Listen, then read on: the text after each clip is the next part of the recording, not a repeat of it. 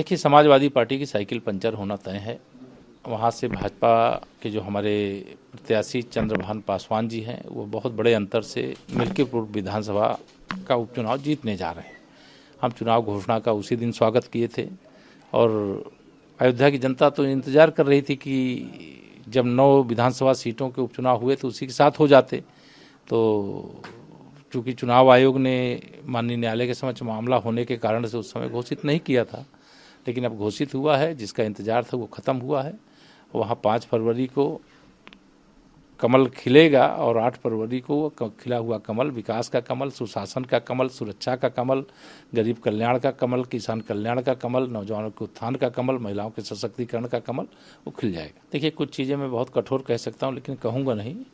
वो कुंभ में, महाकुंभ में प्रयागराज डुबकी लगाने नहीं आए। वहाँ 3.5 करोड़ पूज्य साधु संत से लेकर के श्रद्धालुगणों ने डुबकी लगाई है। और श्री अखिलेश यादव जी हरिद्वार भी डुबकी लगाए हैं, तो भारतीय जनता पार्टी का भय उन्हें सता रहा है।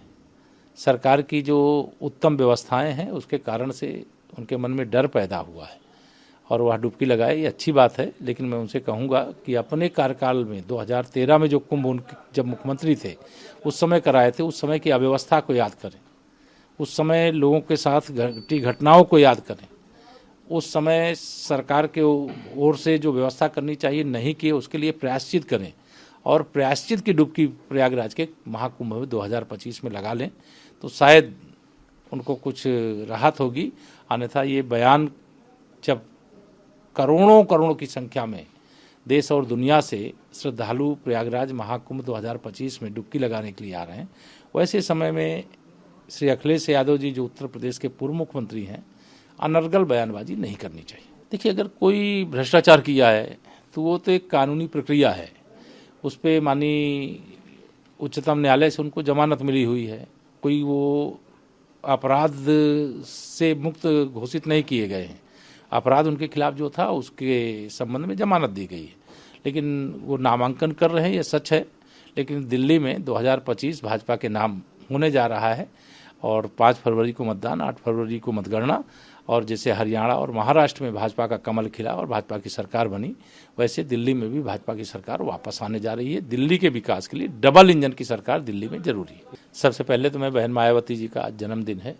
उत्तर प्रदेश की वह मुख्यमंत्री रही हैं, बसपा की मुखिया हैं, उनको जन्मदिन की पहले शुभकामना देता हूँ। वह स्वस्थ रहें, प्रसन्न रहें, दीर्घायु हों, ऐसी भगवान से प्रार्थना करते हैं।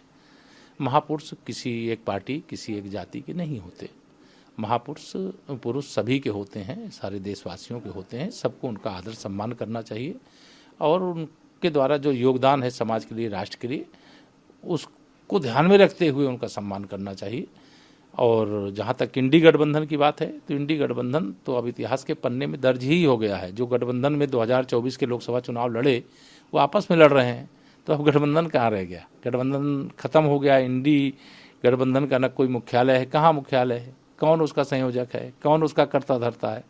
अगर इस देश में आज की डेट में कोई गठबंधन है तो वो एनडीए का है, माननीय प्रधानमंत्री नरेंद्र मोदी जी के नेतृत्व में है।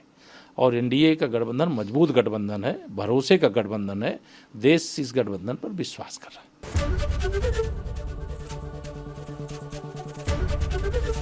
एबीपी गंगा, खबर आपकी, जुबान आपकी।